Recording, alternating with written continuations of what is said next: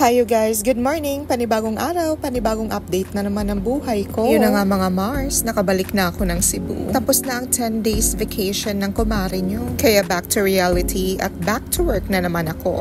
But it's okay kasi ganun talaga yung cycle ng life natin mga Mars. Mahaba-haba din yung bakasyon ng kumare nyo, kaya pahirapan na naman tayo sa transition nito mga Mars. We'll just have to take it one step at a time mga Mare. Para smooth at comfortable naman yung transition natin mga Mars. Alam nyo ba mga Mare, before I took my 10 days vacation, natakot ako sa self ko mga Mars. Ba naman naisipan ko mag-resign mga Mare.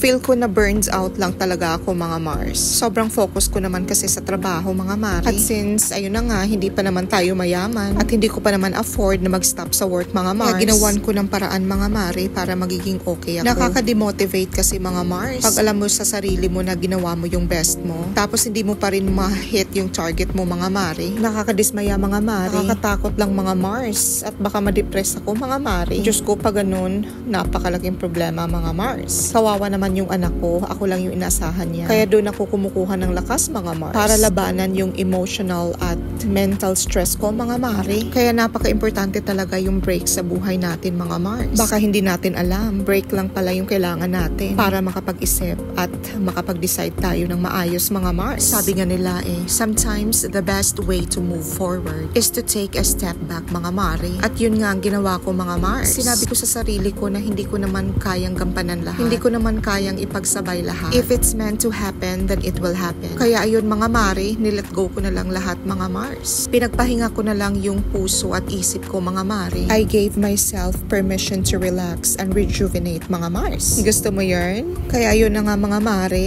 yung mga bagay na hindi na natin kayang kontrolin, i-let go na natin mga Mars. Babalik din yan sa atin mga Mars kung talagang para sa atin yan. Kumbaga wag na lang nating ipilit. Kasi kung para sa iyo mga Mare, it will go back and it will happen naturally and smoothly mga Mars nang hindi mo namamalayan. Grabe talaga yung buhay natin mga Mare. Punong-puno ng challenges. Kailangan lang talaga nating magpakatatag mga Mare para labanan ang hamon ng buhay mga Mars. Alam ko na hindi ganun kadali, pero may choice ba tayo mga Mars? Wala naman, di ba? We must accept disappointments and we also have to accept defeat mga Mars. Otherwise, sasakit lang yung heart mo. Sabi nga nila mga Mare, growth is in the discomfort. So kung nakakaranas man tayo ng mga challenges, problems sa life, gamitin natin to as an inspiration para mas mapabuti pa ang buhay natin mga Mare. We will learn through experience and that experience will mold us to become a better person mga Mars. Huwag na wag nating susukuan ng buhay.